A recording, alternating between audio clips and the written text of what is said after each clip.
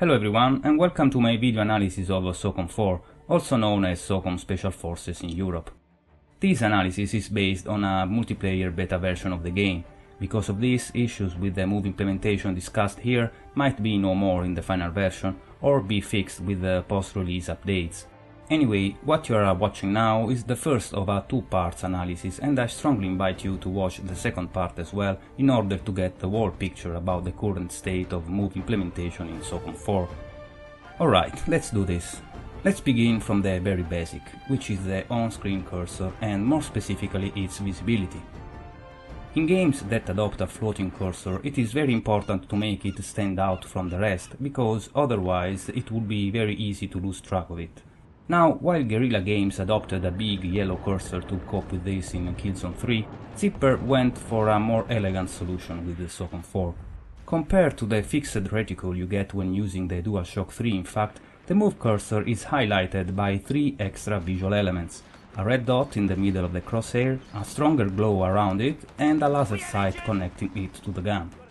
This solution ensures perfect cursor visibility in every situation. We lost Sector Bravo.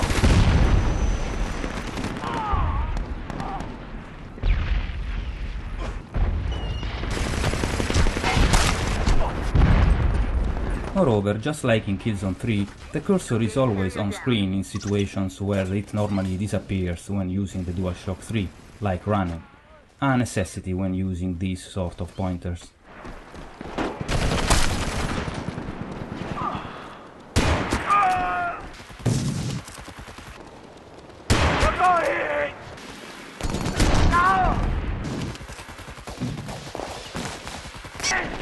I'm wounded!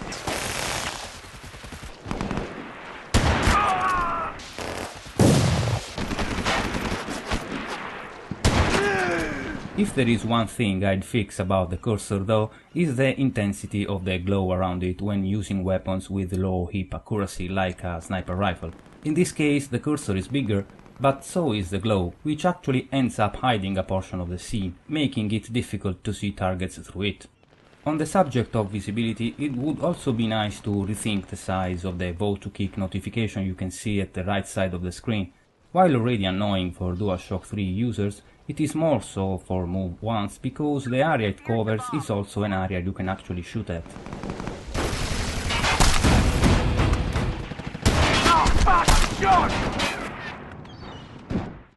One last thing to say about the cursor is the degree of smoothing applied to it.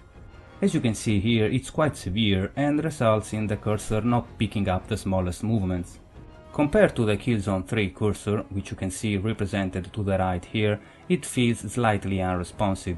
This is probably a necessary evil to grant cursor stability, especially when the move vibrates while firing, but it would be nice to have an option to tone it down. The current cursor sensitivity option doesn't affect the degree of smoothing. In any case, past an initial feeling of slugginess, especially if coming from Killzone 3, you quickly adjust to it and let the bullet spread cope with the limited fine-tuning efficiency.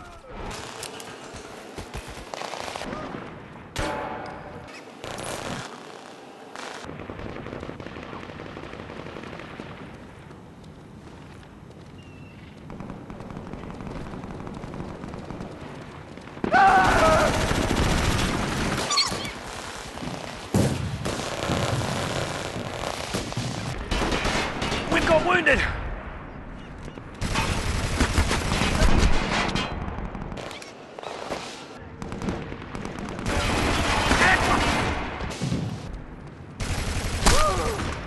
Alright, now let's talk about how the controls are mapped on the move.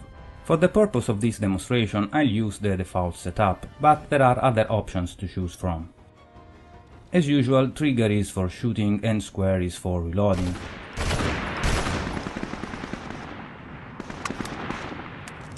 Nothing meaningful to report here, aside from the fact that, unlike mag, there is no aim assist whatsoever here.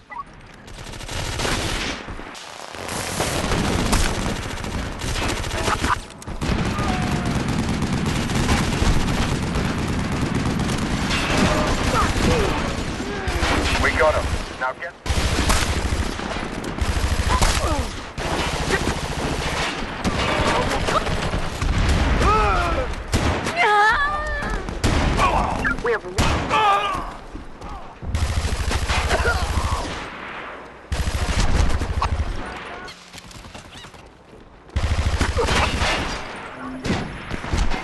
They've returned their data. Get it.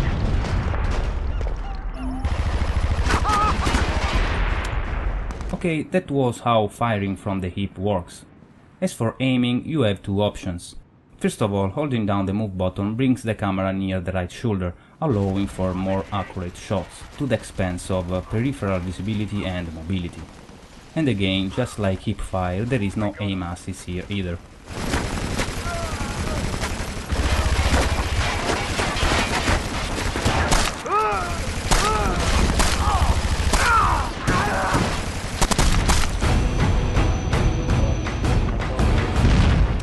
As for the second aim option, if you have a scope attached to the gun, you can bring it up by pressing the analog stick while holding down the move button. Pressing it again brings the camera back to the shoulder. This is a toggle function, meaning the last selection you made is the one you will use next time you hold down the move button. So if you go for the scope and then release the move button, the next time you press it, you will bring the scope right away. As for how the aiming works in this case, a detached solution is applied here with no option for a fixed one like in MAG. Man down! Man down! It works great and allows for a quite precise tracking of moving targets, which would probably be even more precise if the smoothing I've talked before wasn't as severe as it is.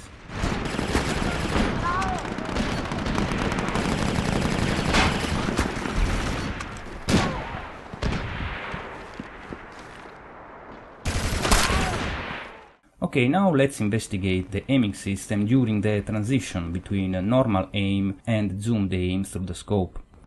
As you can tell, when in scoped view the whole scene waves a bit randomly, and because of this the center of the scoped reticle doesn't overlap the on-screen cursor precisely. It sort of wanders around it. The very same thing happens when using the DualShock 3, and is meant to simulate natural instability, but there is a difference.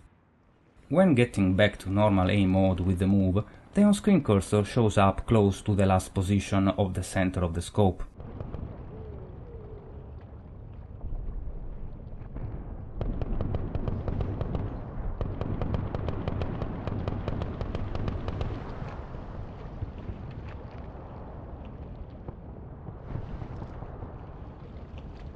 With the DualShock 3 instead, the normal aim crosshair shows up exactly where it was before going into zoom mode. This is assuming you haven't moved the camera in the process, of course.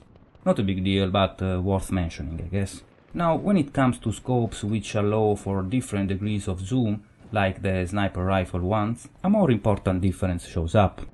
Pay close attention to where the yellow cross shows up relative to that box on the wall as I zoom farther with the move.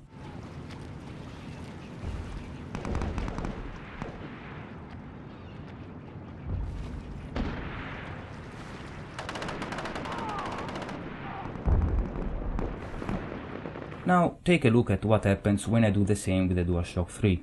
As you can see, when zooming with the DualShock 3, not only does the yellow cursor wander closer to the box, but it also retains the alignment as I switch between different degrees of zoom. At first I thought this was due to some sort of different behavior of the wall wandering thing, but if we remove the wandering from the equation by aiming prone through a sniper rifle with a bipod deployed, you can see that while the DualShock 3 reticle sticks with its position across different degrees of zoom, with a move the scope reticle doesn't overlap the cursor until the highest degree of zoom is reached. This is definitely something that needs fixing, because for move users the only way to have the scope reticle overlapping the normal aim one upon switching is to have it toggled to the highest degree of zoom, which might or might not be appropriate to a given situation. This is not to say scoped aiming is broken with the move, as you can quickly adjust your aim, but developers shouldn't rely on the qualities of the technology to naturally compensate for implementation deficiencies. I basically want to zoom on what I'm aiming at, thank you very much.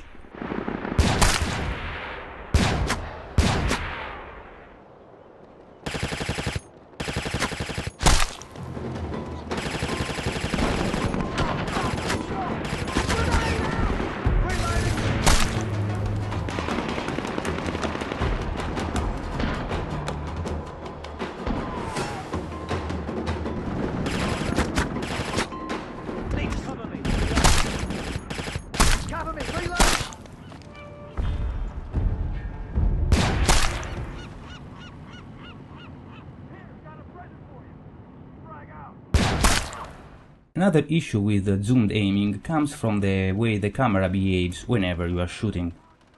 The blue banners represent the vertical turning area when set to quite large. Now, while shooting horizontally, nothing strange happens. Camera rotates as I get closer to the edge of the screen. Now look at what happens when I aim up while shooting, or rather what doesn't happen. Notice how the camera doesn't tilt upwards until I have stopped firing.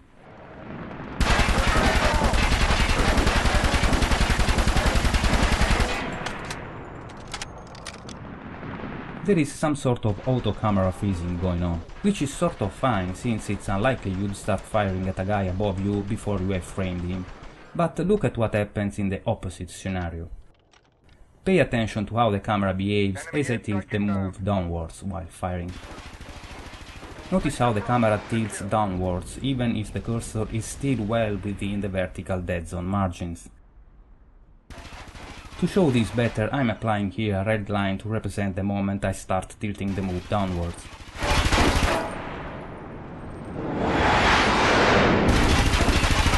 Now, this behavior affects firing in whatever mode, be it from the hip, from over the shoulder, or even down the sights.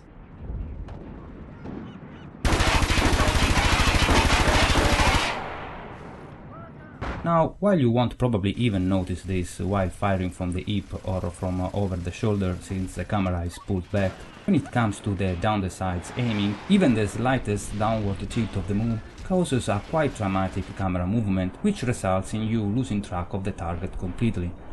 And this is hardly pleasant, especially since it is not unlikely to aim slightly above a given target and then needing to adjust the aim downwards. And this is what happens in those cases.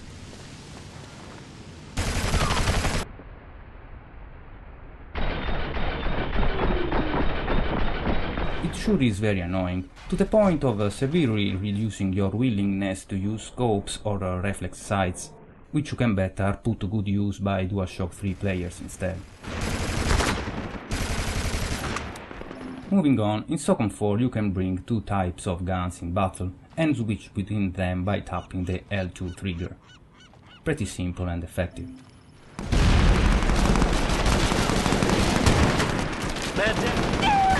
Insurgents have just killed.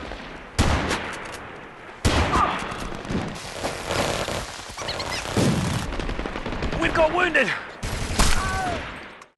As for how weapons recoil when using different controllers, this quick comparison clearly shows that move users suffer from a slightly reduced vertical recoil during prolonged firing, but while the DualShock 3 users have the cursor falling back to the initial position automatically, move ones have to reposition it manually, so to speak. Just be sure to reposition it after you are done firing, otherwise you will suffer from the camera downward tilt I've explained before. When it comes to aiming, the biggest and ultimately more problematic difference between Move and DualShock 3 controls is another one though. Take a look at this demonstration. Notice here how switching between hip and shoulder aiming with the DualShock 3 doesn't affect the direction of the actual shots, unless you get closer to the target. In this case, switching between aiming modes allows to actually aim at two different spots without rotating the camera. Stepping back a little bit restores aiming consistency between aiming modes. With the move instead, this consistency is preserved whatever the distance. See how the camera turns towards the bullet holes in order to keep the cursor on them. Now, in theory, one might say that the DualShock 3 aiming is broken, while the Move one is correct, but in practice the opposite is true. Take a look at this example. Say there is a sniper there, shooting at me, and I want to ready up an over-the-shoulder shot from behind cover. With the DualShock 3 this is pretty simple. Now look at what happens if I try to do the same with the Move. I place the cursor on the target from the hip, go to cover, and this is what happens when I switch to over-the-shoulder mode. The camera tilts to preserve consistency as we have seen before, but in this case I didn't really want that to happen because now I have to re-aim at the target. Here is another example. In this case I am pretending to aim at a distant target while partially behind cover, and look at what happens if I accidentally move the cursor over the wooden crate before zooming in. the camera tilts towards the crate, causing me to lose the target.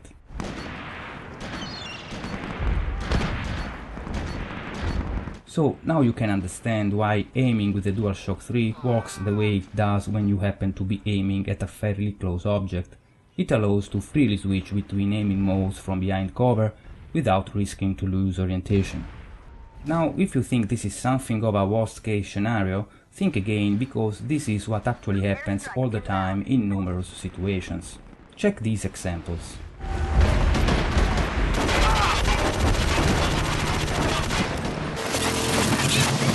I see there is an enemy behind the container, I get ready to aim over the shoulder before popping out, and camera tilts upwards.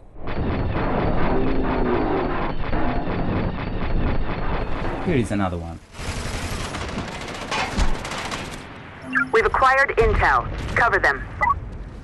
I know where the enemy is, I keep the cursor on him while getting behind cover to reload, I move out while getting ready to shoot from over the shoulder, and I end up aiming at the sky, with no other option but to quickly run back to cover to avoid getting shot under the chin.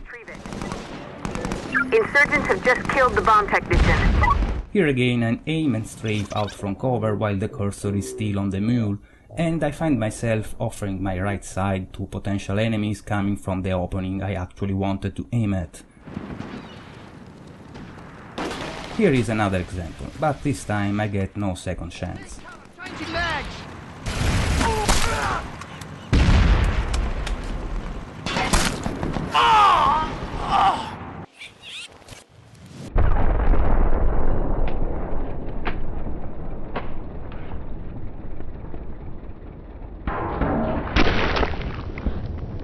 But wait, it's not over yet. What makes this unintentional camera tilting issue even worse is that this also occurs when transitioning in the opposite direction, that is, from over-the-shoulder aim to hip aim. As you can see here, getting behind cover while aiming over the shoulder and then releasing the move button to switch to normal aim causes the camera to tilt towards the crate. Again, here are a couple of examples to highlight how this problem affects gameplay.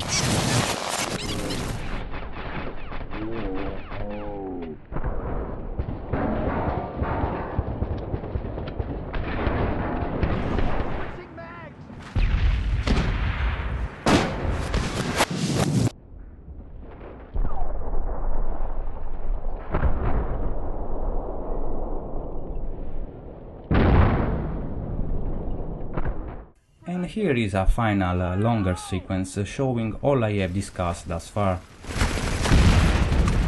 Here the camera tilts downwards upon zooming out.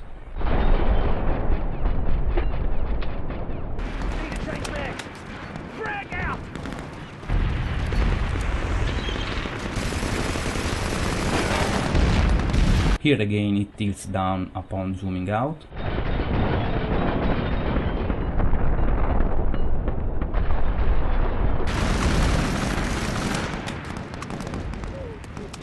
And finally here tilts upwards while zooming in.